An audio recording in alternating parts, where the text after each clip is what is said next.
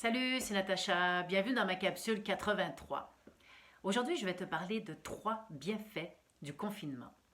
Comme quoi, il est possible de voir les bons côtés des choses pour justement générer une énergie positive et d'encourager avec cette forme d'énergie-là positive tous ceux qui travaillent fort, tous ceux qui souffrent de ce qui se passe et tous ceux qui, ça va être difficile au retour. J'en fais partie. Et puis, bon, veux pas, en ayant une attitude positive, hein, dans le fond, c'est plus facile de vivre les choses qu'en dramatisant. Pourquoi je vous parle des 3 bienfaits du confinement? C'est parce que je suis tombée sur un article, puis j'ai fait comme « Oh mon Dieu, c'est incroyable! » Pendant que je te parle, je regarde mon ordinateur, donc c'est pour ça que tu vas me voir de côté. Puis, parce que je suis tombée sur un article. Alors, le premier bienfait, c'est on est en train de dépolluer la planète. C'est incroyable. Et ça dit clairement que la réduction de la pollution pourrait sauver plus de vies que le virus n'en menace. Il explique ici, il dit le confinement mondial motivé par le coronavirus a entraîné la fermeture d'usines et de réduction des déplacements, réduisant ainsi la pollution mortelle, notamment les gaz à effet de serre qui réchauffent le climat. Le confinement du coronavirus pourrait sauver plus de vies en évitant la pollution qu'en évitant l'infection. C'est fou quand même quand on y pense. C'est assez particulier, hein, comment on est formaté les humains, parce que il y a plus de morts avec la pollution. Comme là, il est écrit 48 000 personnes par année environ meurent en France à cause de la pollution et plus d'1 million de personnes vont mourir en Chine à cause de la pollution. Mais on ne s'est pas du tout mobilisé pour arrêter pendant quelque temps ou pour faire des changements aussi drastiques pour éviter la pollution. Tandis que là, avec le confinement du coronavirus, boum, tout le monde, on a tout arrêté, les commerces, les usines, sauf les biens essentiels. Ce qui fait que on dépollue la planète et que là, ça va sauver beaucoup plus de vies, faire ce qu'on fait actuellement, c'est-à-dire le confinement, donc arrêter de polluer vraiment, et que le coronavirus va prendre des vies, tu sais, c'est fascinant. Hein?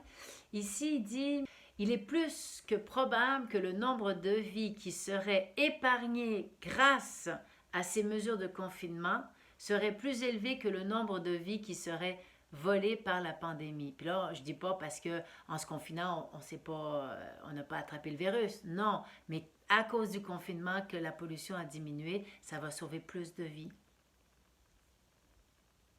Et là, il pose la question, et moi-même, tu sais, je la pose dans la mesure où il dit la divergence de nos réactions face à ces menaces divergentes devrait nous inciter à nous demander pourquoi nous réagissons si intensément à une menace moins meurtrière et si faiblement à une autre beaucoup plus meurtrière. La pollution, par exemple, qui tue beaucoup plus de personnes par année qu'une pandémie. C'est fou, hein, quand même, quand on y pense. Pourquoi, et là, il pose la question, pourquoi avons-nous tellement plus peur du coronavirus que du changement climatique ou de la pollution atmosphérique ou d'autres types de menaces? Qu'est-ce que le coronavirus a de si spécial pour que nous soyons prêts à mettre le monde entier en quarantaine? Hein? Donc, c'est vraiment intéressant là, de se poser la question. Moi, je trouve. Personnellement, je trouve. Ça m'a comme fait, ben oui, c'est fou hein, quand même. Moi, ce qui me rend encore plus en accord avec le confinement, c'est de savoir que là, eh bien, on arrête, on diminue la pollution beaucoup et ça va faire du bien à notre planète. Le deuxième bienfait du confinement, c'est de le prendre, c'est la dimension spirituelle, de se retrouver soi-même, à arrêter de courir. Là, on commence notre 3e semaine de confinement, du moins ici au Québec. Et vraiment, c'est de prendre conscience que là, on ne court plus. Là, tout d'un coup, on a le temps de penser à nous, de se recentrer, de se reposer aussi. Et c'est même à se demander, est-ce qu'on va vouloir repartir une fois que ça va repartir? C'est sûr que, bon, financièrement, ça va être difficile, mais au-delà de ça, est-ce qu'on va avoir le goût de recommencer la même vie après avoir passé presque un mois? Parce que, bon, je crois qu'on est parti encore pour une ou deux semaines au moins, donc au moins un mois, mais après avoir passé un mois tranquille, sans pression, sans rien, sans courir comme des fous, sans avoir de pression même financière, parce que de toute manière, on a tous l'excuse du confinement, donc on peut, je pense, arrêter de stresser, du moins le temps que ça dure, parce que de toute manière, on peut rien faire de plus. Donc, au bout de la ligne, je me dis, c'est parfait pour se recentrer, pour vraiment se reposer, puis se poser les questions. Pourquoi est-ce qu'on court comme ça? Ça fait des années, des années, des années, des années, des années que là, c'est comme ça, c'est une roue qui tourne sans cesse. Ça fait pas du bien un peu d'arrêter? Puis là, ça remet en question aussi la vie qu'on mène. Donc moi, je trouve que ça, c'est le deuxième bienfait. C'est, je vais le noter ici, c'est de vivre son confinement comme une retraite. Vous savez, les retraites, là, bon, pas de silence parce que vous devez être avec d'autres personnes et tout, mais comme une retraite, où là, on peut se recentrer sur soi et se reposer. Donc ça, c'était le deuxième bienfait. Et le troisième bienfait, eh bien, c'est de se retrouver en famille. Peut-être qu'il y en a que c'est plus conflictuel que d'autres et que ça devient plus difficile. Mais c'est aussi le moment de, si c'est difficile, que là, tout d'un coup, vous vous retrouvez avec votre conjoint, conjointe, et puis que là, c'est difficile, et que vous tapez sur le nerf, ou, tu sais, ben peut-être que c'est de se poser des questions, puis de se dire, bon, ben, tu sais, donc, il y a un bienfait, hein? On peut régler des choses, ou on peut discuter un peu plus, ou apprendre à communiquer aussi. Puis, je pense ce qui peut être très important aussi, c'est de ne pas être dans la peur, pour ne pas enclencher des mécanismes d'agressivité, d'impatience. Et aussi, quand on est dans la peur, ben, automatiquement, on est beaucoup plus sensible à tout, hein, que ce soit même le virus, que ce soit... on ouvre la porte, hein, parce que c'est pas des bonnes énergies, donc automatiquement, c'est pas bon pour son corps, c'est pas bon pour son système, c'est pas bon pour les autres autour de nous.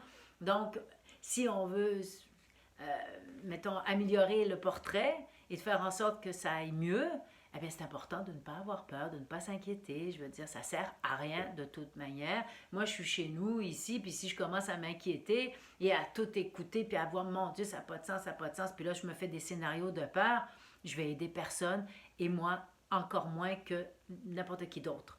D'un bout ou de l'autre, moi, ce que je propose vraiment comme troisième bienfait, c'est de te retrouver en famille, de ne pas avoir peur, de ne pas s'inquiéter, puis de communiquer. De communiquer. Quand on court comme ça, sans fin, toujours après une course sans fin pour payer ses comptes, pour aller travailler, pour aller à l'école, pour ci, pour ça, où on est tout le temps en train de courir, et que là, tout d'un coup, on s'arrête et qu'on se retrouve en famille, parce que, en quelque part, quand est-ce la dernière fois que tu t'es retrouvé en famille comme ça? Donc, si ça va pas bien, eh bien là, c'est de se poser les bonnes questions, puis c'est de communiquer. Et si ça va bien, ben c'est tant mieux. Nous, ici, ça va bien. Donc, c'est tant mieux. On est bien ensemble, le temps passe vite, on s'organise. Donc, tu sais, on passe du temps en famille. Là, ça fait 2 semaines, ma fille est avec nous. Donc, elle est partie, ça fait 2 ans qu'elle est partie en appartement. Donc là, elle est avec nous, ça fait déjà 2 semaines. Elle se considère privilégiée. On est ensemble, on rigole. Moi puis Yves, on est amoureux, donc c'est des belles énergies, on est positif. Donc c'est un temps pour se retrouver en famille, sans stress, donc sans courir après tout. Tu sais, c'est comme, je suis le meilleur exemple pour te dire, regarde, reste positif, parce que nous, on est en train de tout perdre.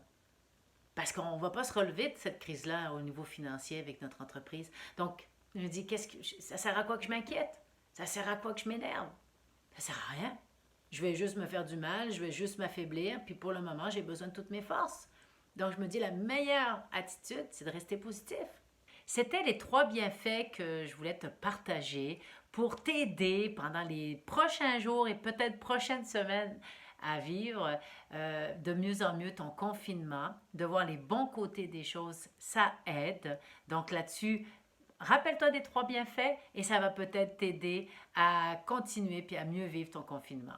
Là-dessus, je te laisse et je te dis à demain pour une autre capsule. Bye bye!